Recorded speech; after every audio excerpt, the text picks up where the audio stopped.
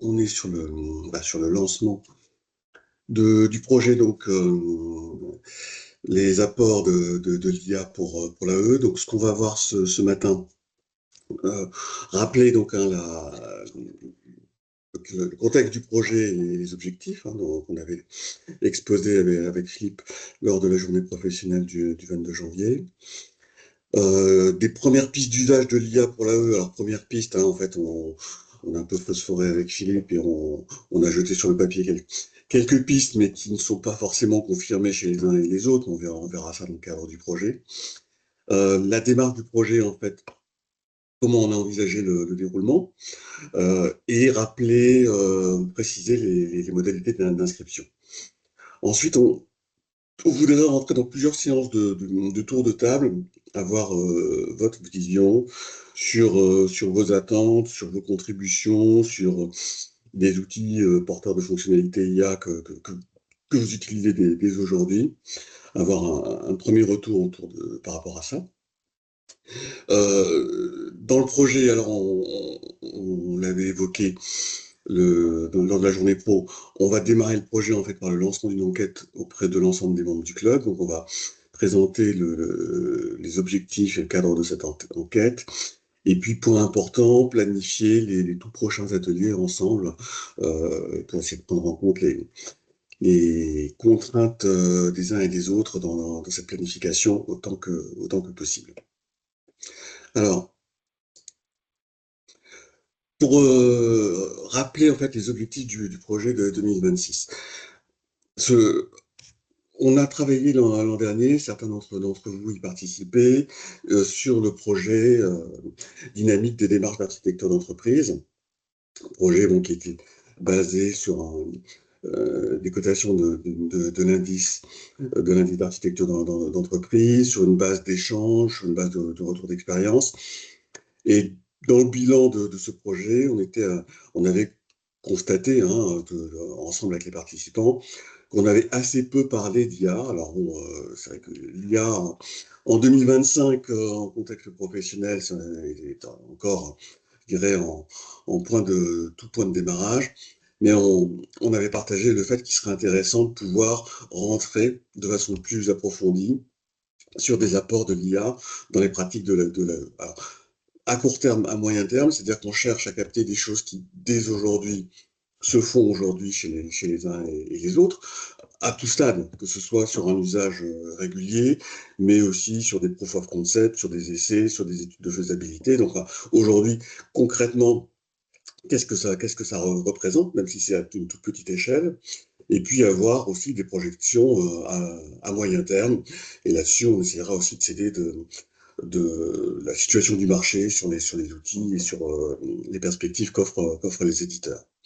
Donc les objectifs du projet 2026, on a identifié les points clés sur lesquels l'IA amène ou peut amener de la valeur à l'AE et apporter plus de valeur, et aussi de ce contexte d'amélioration de la productivité qu'offrent certains outils d'IA, donc aider à la réalisation des activités de l'AE.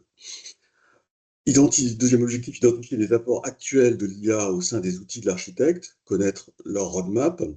Donc là, on va avoir notamment le sujet, je pense, forcément des outils de gestion de connaissances, des outils de cartographie, entre autres, mais pas seulement. Et on va essayer d'avoir des retours à la fois par vos usages de certains outils en entreprise, mais aussi en ayant des échanges avec des éditeurs. Partager des retours d'expérience, donc sur des premières utilisations d'IA dans les activités d'AE, ce que j'évoquais.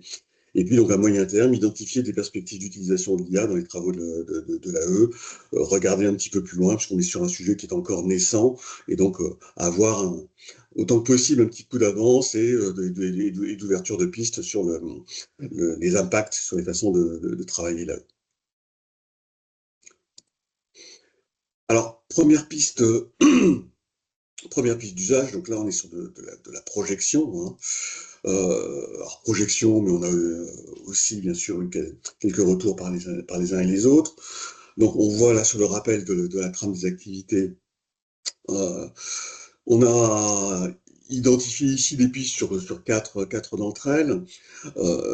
L'activité accompagner la gouvernance du SI et de la data.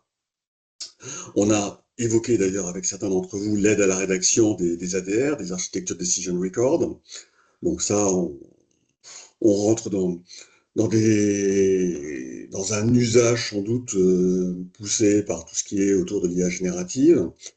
On a peut-être, donc on verra si on a l'aide au suivi de trajectoires de transformation, c'est quelque chose qu'on pourrait en tout cas imaginer. Pour l'activité contribuée au projet et au produit, là aussi, donc une assistance, je dis là aussi au sens peut-être à l'aide d'outils de type intelligence IA générative, d'assistance aux revues d'architecture, chèque de conformité, complétude, et peut-être avec d'autres natures aussi d'outils. L'aide à la production même de ces dossiers d'architecture, sur l'optimisation du patrimoine des actifs assis, donc un sujet toujours un peu délicat à maîtriser, l'identification de redondance et d'obsolescence sur le parc, de l'aide aussi à la qualification de la dette technique, et puis sur le sujet maintenir et diffuser les cartographies et les connaissances du SI, et on sait qu'il y a plusieurs outils qui sont déjà bien avancés là-dessus, des mises à jour semi-automatisées de cartographie, de l'aide à de la diffusion personnalisée d'informations selon les profils, enfin, certainement beaucoup d'autres choses. Donc on est sur des premières pistes, restera à voir celles qui sont confirmées, et puis d'autres, bien évidemment, auxquelles on n'a pas pensé ou qu'on n'a pas évoqué ici. Philippe, je vais te laisser avancer sur le sujet piste éditeur logiciel. Oui, effectivement. Donc, ce qu'on s'est dit avec Michel, c'est que on souhaitait à la fois avoir des retours d'expérience sur des sujets que vous pouvez porter en interne entreprise, sur des particularités que vous mettez en œuvre chez vous, mais aussi sur des utilisations d'IA au travers d'outils de l'architecte. Donc, on vous a mis à droite, pour rappel, le Magic Quadrant des outils d'architecture d'entreprise. Et on s'est dit que par rapport à ce Magic Quadrant, à minima, par exemple, on aimerait bien avoir des témoignages autour de produits qui sont des produits de référence comme l'INAX ou BizDesign. On a parlé aussi de produits qui ne sont pas sur le Magic Quadrant de la filiale de DocaPost Modelio, par exemple. On a, en haut à gauche du Magic Quadrant, vous voyez apparaître ServiceNow, qui est sur un périmètre bien sûr un petit peu différent, mais qui aujourd'hui est un outil qui est largement utilisé, et en particulier d'un point de vue technique en relation aux problématiques de CMDB. Et puis, bien évidemment, autour des outils classiques proposés par Microsoft, que ce soit Teams ou autres, vous avez peut-être des expérimentations qui sont en cours chez vous. Donc, ce qu'on aimerait mettre en place, et on va en reparler un petit peu plus tard, c'est bien sûr de vous impliquer avec certains éditeurs lorsque vous avez des relations avec eux sur des retours d'expérience. Voilà les premières pistes éditeurs progiciels auxquelles on pense. Je te laisse Alors, passer peut-être à la suite, oh, Michel. voilà, donc sur la Donc, démarche du la projet, les démarche du modalités projet, d'inscription, je je vais te vous laisse. la présenter. Voilà, je vais vous présenter la démarche du projet. Simplement, donc les grandes lignes, bah, vous les connaissez, on les a déjà évoquées ensemble. Le projet, on l'a vu déjà très rapidement lors de cette journée pro. Un petit point d'attention, c'est qu'entre maintenant et les premiers ateliers, on a cette année des vacances de printemps qui vont quasiment prendre tout le mois d'avril. Donc on va, pour préparer ces ateliers, se concentrer sur une enquête et des attentes de retour et des échanges avec certains d'entre vous jusque fin mars, puisqu'on n'aura pas le temps de faire beaucoup mieux si, alors évidemment, tout le monde ne part pas en vacances en même temps, mais pour les ateliers, en tout cas, on ne pourra les faire qu'un petit peu plus tard. Donc après, on a prévu 2 types d'ateliers, on va les redétailler un petit peu après. Et donc ces 2 types d'ateliers, donc Michel vous a présenté tout à l'heure la dimension des pratiques et des activités d'architecture d'entreprise. On va se poser la question sur le deuxième thème de l'apport des outils du marché avec l'intelligence artificielle. Je te laisse passer au slide après. Donc voilà, je vous resynthétise à nouveau. Notre objectif, c'est de pouvoir cadrer le sujet d'ici avril. Donc, éventuellement avec des échanges que l'on pourrait avoir avec certains d'entre vous en fonction de ce que vous nous direz un petit peu plus tard là ce matin. On aura l'enquête, le dépouillement de l'enquête et un atelier pour en faire un bilan. Et ensuite, on programmera donc des retours d'expérience sur les 2 thèmes de mai à septembre pour essayer de partager les retours d'expérience de chacun. Voilà le principe, voilà la démarche, et on va évoquer un tout petit peu plus tard tous ensemble les sujets qui vous intéressent et ce sur quoi vous pourriez témoigner. Ouais, tout à fait. Donc, je vais faire un petit point sur la modalité d'inscription. Et puis, tout à l'heure, là, entre janvier et avril, hein, il va se passer des choses hein, sur février-mars, là, notamment sur l'enquête, comme l'évoquait Philippe. Alors, les modalités d'inscription au projet. Bah, le plus simple et le plus commode, je dirais, c'est de vous inscrire sur le Google Form, là, dont je vais remettre le lien, si j'arrive à le choper, dans la conversation. Alors, attendez, je le mets ici.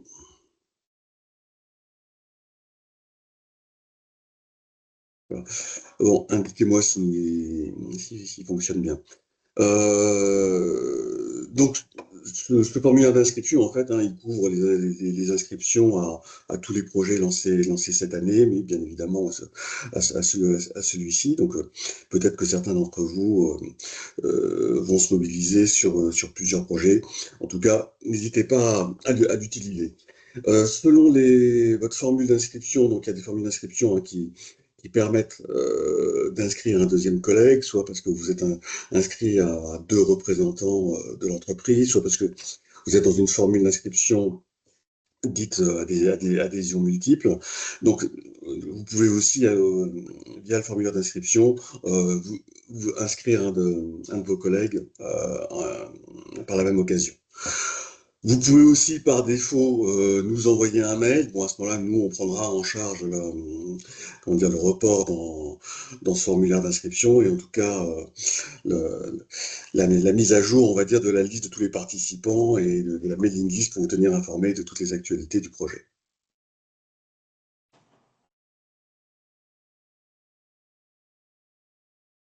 Alors, maintenant, ça va être... Michel, bonjour. Oui, Martin, Bonjour à bonjour. toutes et à tous. Juste un point technique. Nous, à la Poste, on ne peut pas accéder aux outils Google pour des raisons de cybersécu. Donc, comme l'an passé, si tu Ah, peux nous le rendre disponible, je crois que c'était par un OneDrive du côté de Microsoft et ou par un envoi courrier électronique, là. d'accord. Ou alors, Merci. non, mais le plus simple, Martin, à ce moment-là, c'est que tu nous fasses un mail. Vous avez nos adresses mail à Philippe et moi, en fait, les uns les autres. Mais euh, ouais, je les Je vais chope et les puis je vais les rajouter mettre aussi. dans le support, Ouais, Michel, de toute façon, hein, tu le feras pour ouais, la diffusion. ouais. Bon, sinon, je les. Hop. Et on va les mettre rapidement, comme ça, ce sera en direct. Hop là. Donc, oui, si vous avez, Martin, le plus simple, c'est de... Ah oui, puis je vais rajouter aussi, parce que ce sera intéressant qu'elle soit aussi en copie, la chargée de communication, Ornella. Et à ce moment-là, vous nous faites un petit mail à nous trois, voilà, indiquant vos souhaits d'inscription, que ce soit sur ce projet ou sur d'autres, et puis on répercutera tout ça donc pour mettre au carré là, les participants aux différents projets. Je reviens sur...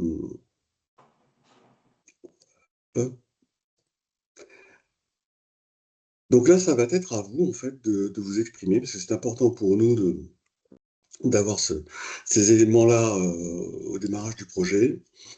Alors, d'une part, quelles sont vos attentes, hein, quelles sont vos attentes par rapport à ce sujet?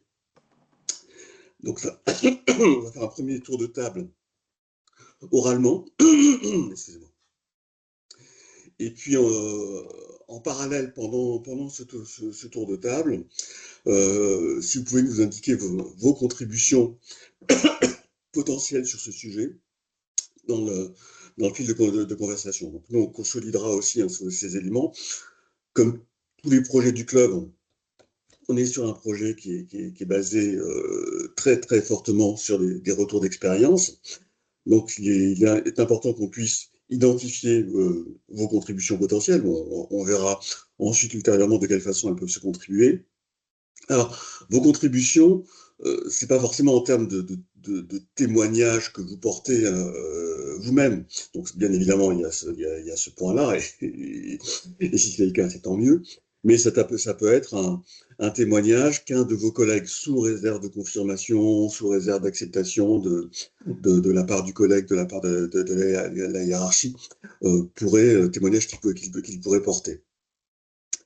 Donc voilà, soyez ouverts sur la notion de contribution, de témoignage, de retour d'expérience. Donc là-dessus, précisez votre nom, votre entreprise. Parce que là, pour certains d'entre vous, là, selon Teams, pour certains, on a ici connaissance juste d'un prénom là, dans la liste des participants. Donc votre nom, votre entreprise, votre piste de témoignage au sens large, et de quelle façon vous souhaitez qu'on vous contacte pour en discuter.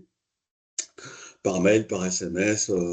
Si c'est par SMS, indiquez-nous votre numéro de portable, parce que là aussi, on n'a pas toujours le numéro de portable de tout le monde. Donc, on va démarrer ce tour de table sur vos attentes. Et en parallèle de ça, dans le fil de conversation, si vous pouvez alimenter vos contributions potentielles. On ne cherche pas des retours d'expérience non plus forcément, comment dire, hyper développé. Vu la thématique du projet qu'on va mener ensemble cette année, il y a des choses qui seront au sens de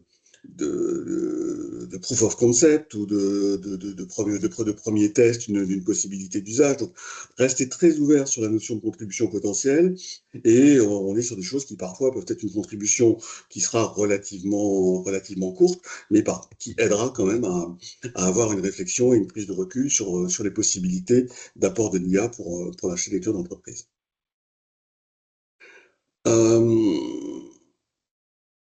Sur vos attentes, qui veut se lancer pour nous expliquer un peu pourquoi ce sujet l'intéresse, qu'est-ce que vous attendez en fait dans ce qu'on aura à traiter dans le projet, qu'est-ce qui vous rendrait content, satisfait dans quelques mois là, dans ce bout de voyage ensemble sur l'IA pour la...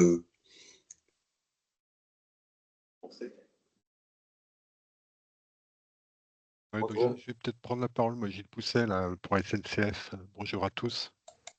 Oui. Vous m'entendez? Oui, c'est bien. C'est très bien. C'est tout bon? Ok.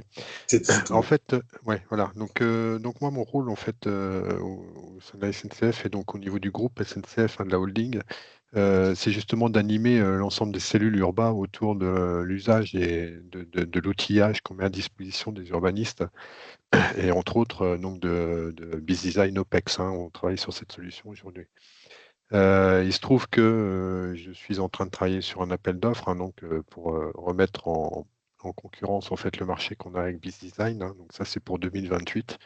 Et donc évidemment cette question de l'intervention, de l'usage de l'IA pour les urbanistes, elle se pose concrètement. Par contre, bon, moi je suis un petit peu embêté en fait sur ce sujet-là. Alors c'est pour ça que ce serait intéressant à mon avis d'échanger beaucoup les uns avec les autres. Parce que j'ai pas vraiment la conviction que nos éditeurs se sont vraiment penchés ou vont vraiment loin en fait pour l'instant sur ce sujet-là avec l'IA sur l'outillage. Et donc voilà. Donc aujourd'hui, moi, ce que je perçois, c'est qu'on l'utilise un peu pour la gestion de l'aide en ligne, par exemple, hein, donc de pouvoir ouais. questionner l'aide en ligne facilement. Un petit peu sur la production de diagrammes, mais c'est vraiment du bout des doigts. Mais assez peu finalement sur l'exploitation du référentiel. Voilà, donc côté OPEX, il y a une capacité aussi à s'interfacer avec une IA. Hein, ça, nous, on l'a pas poké encore de notre côté, mais c'est quelque chose que j'aimerais bien faire. Donc voilà, moi, ce que j'aimerais, c'est surtout voir avec les autres, notamment dans ce cadre d'appel d'offres de mon côté, pour voir un petit peu comment, si on utilise d'autres outils parmi nous, là, si effectivement on a déjà des POC en cours ou des idées plus avancées que les outils permettent aussi de leur côté, quoi, en fait. Hein. Voilà. D'accord. C'est plus cet échange, à mon avis, parce que j'ai l'impression que la peinture est quand même très fraîche de ce côté-là, quoi. Oui, on est complètement d'accord.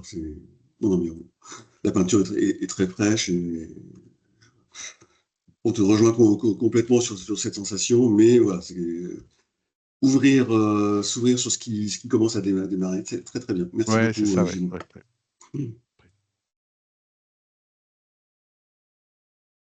Qui souhaite enchaîner? Pardon.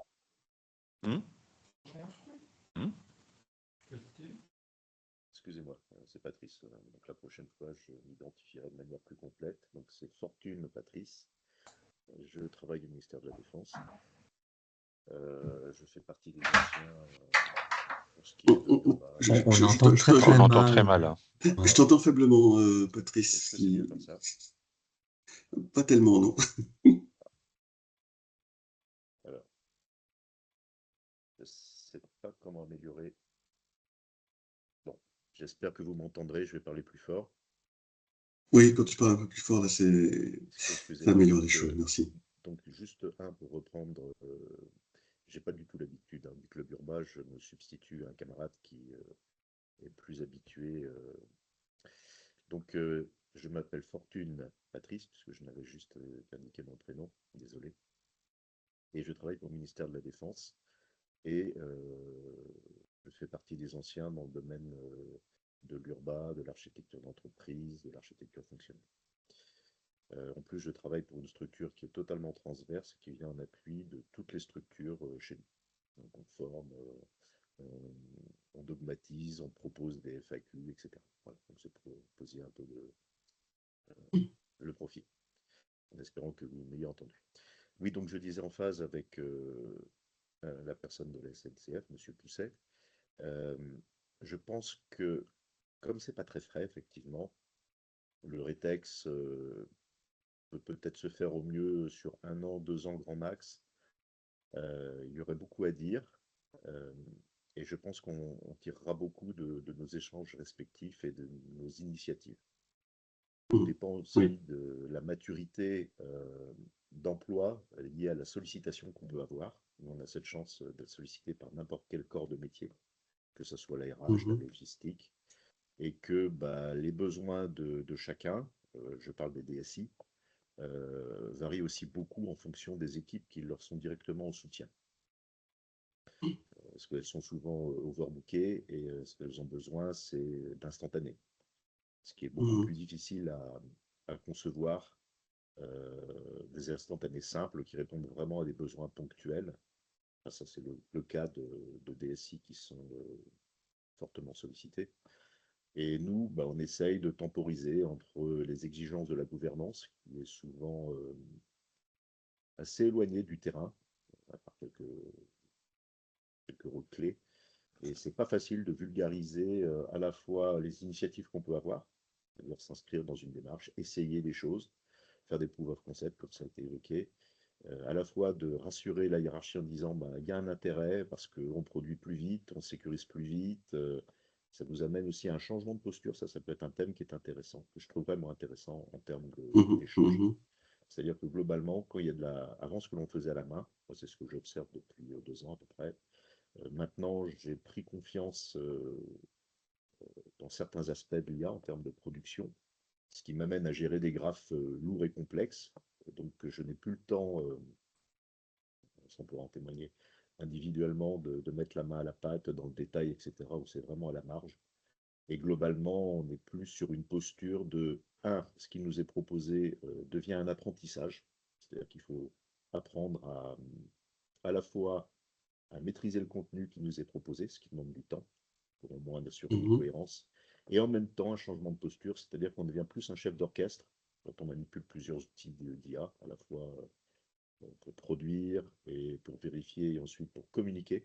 Je pense à des ateliers comme NotebookLM ou Consort chez Microsoft. Et donc c'est tout cet écosystème, tout ce changement postural, si je peux m'exprimer ainsi. Excusez-moi, j'ai pas trop l'habitude encore, mais qui à mon avis pourra offrir pas forcément des. Enfin, si, moi je peux témoigner de certains chemins pris et impasses pour éviter à d'autres de le faire. Mais c'est surtout la mise en perspective que aujourd'hui, c'est pas demain. Une partie du travail a bien changé. Et ça, je tiens des. Voilà. Et là, je pourrais argumenter, je pourrais faire part d'une expérience qui sera le lieu propice à plein d'échanges. Et voilà. Excusez-moi d'avoir monopolisé un peu là. Merci. Non, non, oui. Merci Patrice.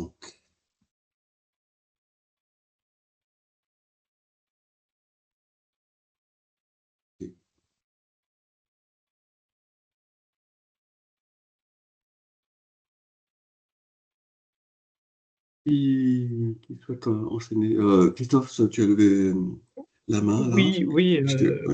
Alors bon, moi, Christophe Bexas là de Naval Group. Alors le témoignage qui vient d'être donné là à l'instant, qui vient du ministère de la Défense, m'intéresse particulièrement parce que pour l'utilisation de l'IA, on a des IA qui, pour certaines d'entre elles ou certaines solutions que vous avez présentées, sont en SaaS, etc. Et pour des raisons de confidentialité, défense, etc., on est privé de l'utilisation d'une partie de ces outils. Alors, nous, l'utilisation de l'IA, alors déjà, la pratique 2A pour les services et produits, je ne parle pas de l'IT interne du groupe, mais vraiment pour les services et produits embarqués qui m'intéressent, est aujourd'hui, je dirais, à peine explorée, on va dire. Et en fait, moi, ce qui m'intéresse, c'est d'avoir un peu une cartographie et une vision d'ensemble des différents outils et des différentes pratiques qui tournent autour de l'IA pour l'architecte enterprise. On a aussi une question hier j'étais à Paris en centrale et on voit que l'intégration et la mise en œuvre de l'IA pose des questionnements très forts pour l'accompagnement dans la transformation des entreprises au niveau social. Alors peut-être que ça dépasse le sujet que vous aviez prévu d'avoir, mais enfin, intégrer de l'IA, en fait, la question qui perturbe beaucoup de gens, c'est savoir est-ce qu'on fait une IA qui est un instrument au service des hommes pour améliorer et les rendre plus effectifs ou soulager leur travail, ou est-ce que on va avoir des intégrations d'IA qui font que les hommes vont devenir les robots de la machine, quoi. quelque part. Et donc, il y a une question éthique sur les conditions d'utilisation de l'IA, de son développement, du dialogue social interne dans l'entreprise qui soit accepté et éviter d'aller dans des sens où on se retrouvait peut-être parfois dépassé par l'IA. Enfin, j'ai peut-être conscience que les considérations que je pose là dépassent probablement le cadre pur du projet que vous aviez en tête, qui est donc l'IA pour l'architecte entreprise. Ce sera à voir si ça dépasse le cadre. On va rassembler aussi toutes ces attentes et ça rejoint aussi l'intervention de Patrice sur les changements de posture, les changements de conditions de travail faits par l'IA. Merci Christophe. Donc moi, si je devais avoir une contribution, elle serait aujourd'hui en tout cas, parce que j'ai une utilisation assez faible de l'IA, mais plutôt dans la réflexion amont sur la posture éthique, la manière d'anticiper la mise en œuvre de l'IA, les problématiques qui doivent être mises en avant et qui doivent être discutées dans le corps social pour permettre à l'IA d'être faite de manière, je dirais, raisonnée et maîtrisée. Voilà. D'accord, très intéressant. Merci.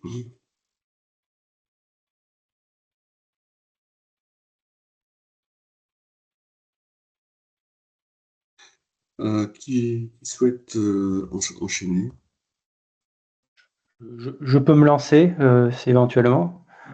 Donc c'est Marc Capot du CNRS. Bonjour Marc. Je rebondis sur quelques commentaires, notamment dans le chat, là, notamment de Régis. C'est vrai que, alors moi, c'est qu'en termes d'attente, j'abonde dans ce qui vient d'être dit, notamment sur je pense, l'importance sur la phase de cadrage, d'identifier les cas d'usage potentiels, parce que je pense qu'on est quand même face à une terre encore assez vierge sur le potentiel, alors modulo ce qui vient d'être évoqué sur les aspects éthiques qui sont importants, mais une terre assez vierge sur le potentiel de ce genre d'outils au service de l'architecture d'entreprise. Donc c'est vrai que je pense sur ce premier temps qui est prévu là, sans doute vers février-mars, arriver déjà à avoir un tour d'horizon, ça fait évoquer également un côté un peu cartographie, ça j'abonde doublement dans ce sens-là, je pense que ça me paraît primordial. Et je rebondis sur quelques commentaires de Régis dans le chat. C'est vrai qu'au-delà de l'exploitation des solutions un peu liées à la cartographie, connaissance du SI, The Carto, CMDB ou autre, c'est vrai qu'on voit que l'IA peut, en tant qu'assistant, donc un peu comme ça pourrait être utile à tout un tas d'autres corps de métier. Là, il y a quelques exemples qui sont donnés, analyse d'impact, résumé, analyse de corpus documentaire. C'est à la fois commun aux autres corps de métier et en même temps, ça peut être intéressant aussi peut-être de faire des éléments de focus plus spécifiquement sur ce que l'on pourrait faire. Là, par exemple, côté CNRS, donc ça pourrait être aussi quelques règles assez, humbles, mais quelques règles qu'on a, c'est plutôt sur l'usage de LLM, un peu en tant qu'assistant, en tant que soutien dans nos travaux un peu de tous les jours. Quelques exemples un petit peu en vrac, par exemple pour concevoir l'architecture d'un domaine métier, pour concevoir ou analyser des chaînes de valeur, construire des glossaires, des définitions pour nous aider un peu à réfléchir là-dessus. Donc, exploitation de corpus documentaire donc spécifiques autour de travaux d'architecture. Il y a eu d'autres situations comme ça où c'était intéressant quand on est un peu un architecte pompier, où on doit intervenir avec peu de temps et finalement on revient sur l'analyse d'une masse documentaire énorme en très très peu de temps pour éteindre quelques incendies lancés à droite à gauche. Ce côté assistant me paraît aussi intéressant et pareil, en tout cas là je parle en mon nom, mais il ne se passe pas 2-3 semaines où je me viens à l'esprit, où je découvre des cas d'usage qui ne me venaient absolument pas à l'esprit avant, et y compris notamment des fois en discutant avec d'autres corps de métier. Voilà pour ça. Et ensuite, pas plus tard que ce matin, là, j'ai discuté avec un autre collègue, donc qui est plutôt côté architecture solution, architecture applicative, et on voit des fois aussi potentiellement d'autres cas d'usage, notamment là les pistes qu'il y avait, c'était coller un agent avec derrière un protocole MCP, par exemple, pour valoriser certains de nos gisements de données, pour les interroger de manière peut-être plus en langage naturel, pour d'autres formes d'analyse et pour l'architecte, mais potentiellement pour d'autres cas d'usage métier. Donc là, je pense qu'on va arriver aussi à la frontière avec l'autre projet sur l'IA qu'il y a cette année. Donc voilà un petit peu sur les règles et les retours possibles en termes d'attente pour moi. D'accord. Très bien, merci Martin.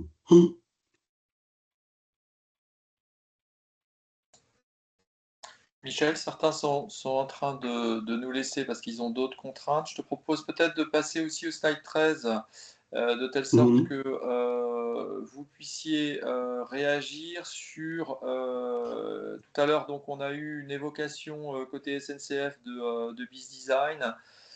Si vous pouviez dans le fil de conversation aussi, ou prendre la parole, nous dire les outils qui, pour vous, sont des outils que vous aimeriez explorer, soit parce que vous avez des projets en cours, c'était le cas de la SNCF en termes de réflexion, soit parce que ça vous semble effectivement porteur de fonctionnalités, alors déjà à court terme, hein, cette année, voire un petit peu plus loin.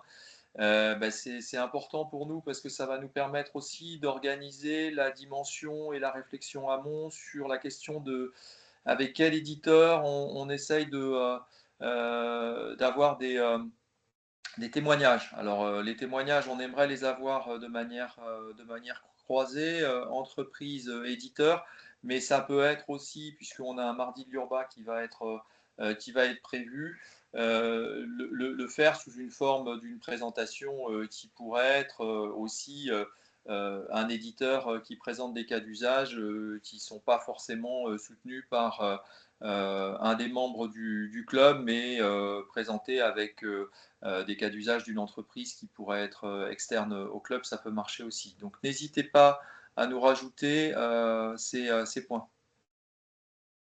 Donc je vois que certains les mentionnent dans le fil de conversation. Si vous souhaitez prendre la parole, allez-y.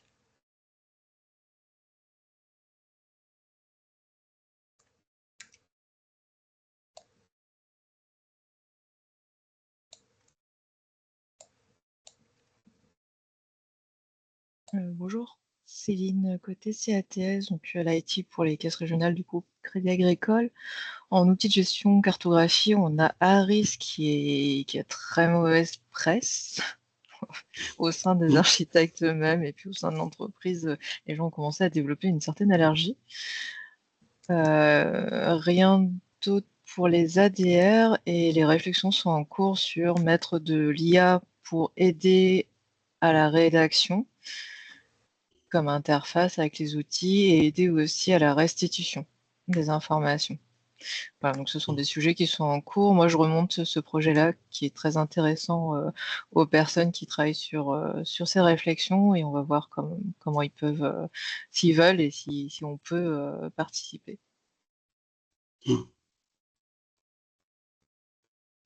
Et Harris, là, est-ce qu'il propose ou commence à proposer certaines fonctionnalités basées sur de l'IA? Je n'en ai pas entendu parler du tout.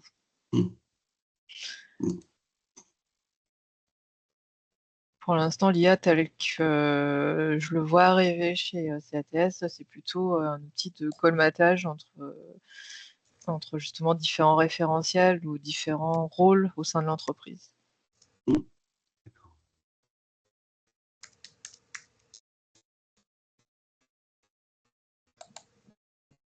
Alors, il y avait une main levée de Benoît Maire. Je ne sais pas si c'est toujours d'actualité. Je la vois apparaître. Oui, je viens de la lever. Bon, bonjour. Pas de la lever, pardon. Non, c'était pour la tour de table sur l'architecture. Comme le Crédit Agricole, nous, côté Banque de France, on utilise Harris, qui, comme côté Crédit Agricole, a mauvaise presse. Après, sur alors, tout ce qui est outils d'enregistrement des décisions d'architecture, on a un site SharePoint. Donc, on a un process. Je crois qu'il y avait eu d'autres présentations l'année dernière qui est assez on va dire, classique. Il y a un dossier d'architecture suivant les phases du projet. Et puis, donc en fonction de l'importance du dossier, il passe en comité d'architecture. Et puis, chaque décision est tracée dans le SharePoint. Sinon, pas d'aide, enfin pas d'outils d'aide à la production de schémas, pas d'outils d'aide à la rédaction. Et outils d'inventaire du patrimoine, ça dépend ce qu'on entend par patrimoine. Tout notre récit est dans ARIS, suivant les différentes couches, donc fonctionnelles, diagramme d'échange, diagramme de prod, tout ça, tout est dans. Enfin, diagramme technique, pardon, tout est dans ARIS. Et après, il y a de la documentation Word associée au patrimoine applicatif. Ok, merci. Voilà. Et donc, effectivement, pas d'IA, pas d'action IA prévue. Juste là, nous, on avait fait, je crois que sur les autres banques centrales, il y a plusieurs banques centrales qui regardent l'INAX. On avait eu une démo là-dessus. Donc, a priori, il n'y a pas d'IA, mais l'outil est ultra bleu. Enfin, une fois qu'il est, voilà, comme tout outil de carto, il faut qu'il soit bien renseigné. Mais une fois qu'il est bien renseigné, les fonctionnalités sont ultra riches. Voilà. Donc, je ne sais pas si dans la thématique, il y a une comparaison entre l'apport de l'IA basé sur. De toute façon, il faut toujours un référentiel de carto, hein, il faut toujours alimenter une solution d'IA avec de la donnée derrière. Donc là, si c'est les activités de A, c'est donc un outil de carto ou d'autres, versus un outil très puissant, et s'il est bien renseigné, voilà, pour avoir vu l'INAX et avoir vu ce que faisait, je sais qu'il y a c'est la Banque d'Allemagne qui fait ça, c'est bluffant. Mais parce qu'ils ont pris le temps de vraiment bien renseigner leur outil de carto. Ils ont un process de gouvernance, de maintien, de mise à jour du patrimoine très strict, très efficace, très cadré. Et ce qu'ils peuvent en faire, c'est voilà, c'est vraiment. Merci Benoît, je fais attention à l'heure. Oui, pardon. Nicolas a levé la main, on va lui passer la parole aussi, puis après on prendra le temps de parler de l'enquête, Michel. Donc, Nicolas, vas-y. Oui, bonjour, Nicolas Delrude chez Safran, voilà, récemment arrivé chez Safran. Voilà, je rebondissais parce que nous, de notre côté, en fait, on a l'INAX depuis un an maintenant. On a aussi toute une panoplie en fait, de données en fait, sur Colibra, etc. pour les data catalogues. On a tout un élément, mais aujourd'hui, pas d'IA. Pas d'IA, ce qu'on se voit en fait pas mal freiné, je pense, par un certain nombre en fait, d'éléments de comment en fait, implémenter en fait, l'IA à l'intérieur de ces outils, comment les faire interagir, etc. Il y aurait des besoins, à mon sens, on pourra en discuter, je pense. Il y a beaucoup d'éléments en fait, à faire en fait, avec tout ça pour pouvoir faciliter en fait, la recherche notamment et voire même la contribution dans l'intégralité en fait, de ces outils. Et ensuite, pour compléter, parce que de mon côté, j'utilise l'IA maintenant depuis tous les jours, quotidiennement, notamment en fait, sur tout ce qui est diagramme ASCODE. Et là encore, voilà, des freins en fait pour l'intégration en fait de ce type en fait de pratique en fait au sein des sociétés, parce que pour faire ça de manière sécurisée, pour faire ça de manière dans les règles de l'art, on va dire, voilà, il nous faut en fait des outils et on se heurte très facilement à ah bah non, on peut pas implémenter ça, ah bah si, voilà, donc on va un peu trop vite par rapport en fait au rythme en fait de ce que l'on peut intégrer en fait en société et de faire le changement, en fait, faire cette conduite de changement pour aller apprécier en fait tout le potentiel en fait de ces outils. Oui. Ok, merci beaucoup pour ces différents tours de table. Donc, n'hésitez pas, hein, si vous avez des choses à nous transmettre, on vous recommuniquera les adresses mail. Et Michel, je te laisse le temps de présenter l'enquête. Alors, la présentation de l'enquête. Donc, l'idée, c'est de pouvoir, de façon assez large, sur la base de l'ensemble des membres du club, donc identifier différents usages. Alors, on a mis différents usages 2026, c'est-à-dire qu'est-ce qui se pratique dès aujourd'hui à tout niveau d'usage, hein, comme on l'indiquait au tout début de notre présentation. Donc, quels sont les usages de l'IA dans les activités d'architecture, que ce soit sous forme de POC, sous forme de réflexions qui ont lancé une première étude de faisabilité, ou alors des utilisations occasionnelles ou fréquentes.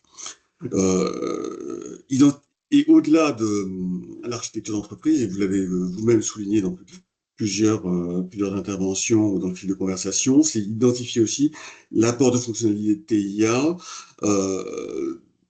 je dirais, de façon transverse au niveau de la DSI. Alors, donc, que ce soit par l'apport de fonctionnalités IA porté par des outils de l'architecte, mais on voit qu'il y a des cas de figure qui sont plutôt plus transversaux et dont bénéficie aussi l'AE.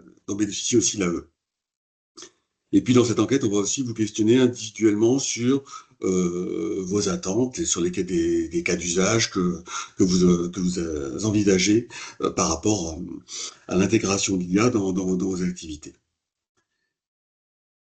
Donc sur le timing, pour être assez rapide là-dessus, on souhaite lancer en fait ce questionnaire tout début mars. Donc en préalable, en février, on va avoir la réalisation d'une première V0 de ce questionnaire.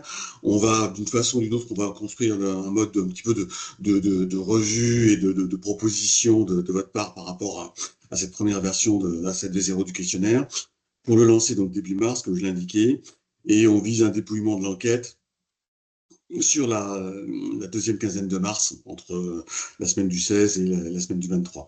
L'idée serait de pouvoir organiser un atelier de partage de ces résultats à la toute fin mars, semaine du 30 mars, toute fin mars, début avril. En fait, bon, de toute façon, calendaire, ça donne à peu près ces éléments-là. Mi-février, on se met au clair sur le questionnaire. Une revue par les membres du projet fin février, finalisation, lancement début mars, un dépouillement de l'enquête, et qu'on puisse partager ces résultats sur la semaine du 30 mars. Voilà, alors j'avance rapidement.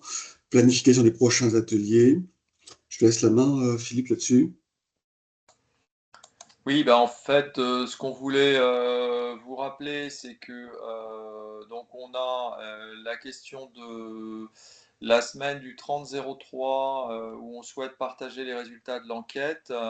Si vous avez des impossibilités en termes de jours, essayez de nous en faire part, puisqu'on va essayer de planifier cette date. Donc, exprimez-vous soit au niveau du fil de conversation, soit par mail dans un second temps éventuellement, mais de telle sorte qu'on arrive à essayer de planifier cet atelier dans les meilleures conditions, puisque l'idée c'est que on puisse ensuite se mettre d'accord ensemble des ateliers qu'on pourra commencer à mener, les premiers ateliers sur mai et juin. Donc voilà, c'était principalement ça le message. Si vous avez des contraintes dans la semaine du 30-03, n'hésitez pas à nous en faire part, de telle sorte qu'avec Michel, on arrive à trouver une date pour cet atelier numéro 1 qui donnera lieu ensuite donc,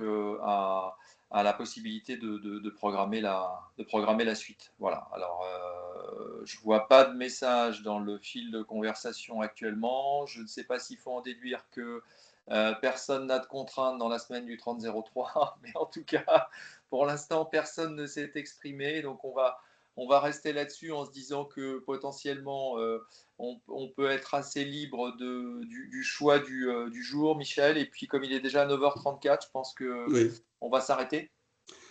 Oui, tout à fait. En vous remerciant tous pour vos participants, pour votre participation. Hein, on voit qu'il y a encore des messages qui passent dans le fil. Donc, n'hésitez pas, si vous avez encore quelque chose à dire, mettez-le dans le fil de conversation avant de nous quitter.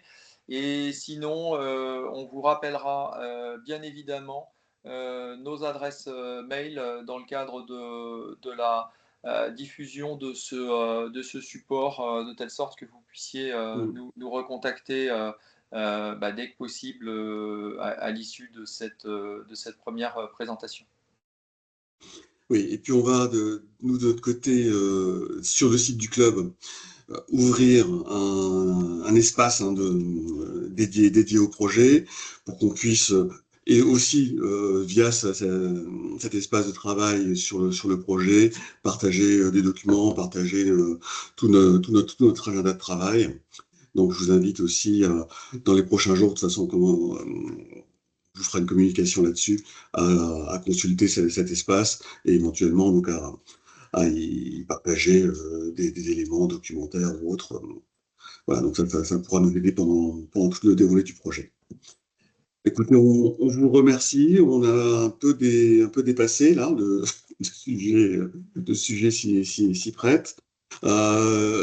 D'ici ce premier atelier, semaine du 30 mars, on aura des échanges avec vous, donc par mail. On va revenir aussi auprès de plusieurs d'entre vous pour organiser ces différents ateliers du premier semestre.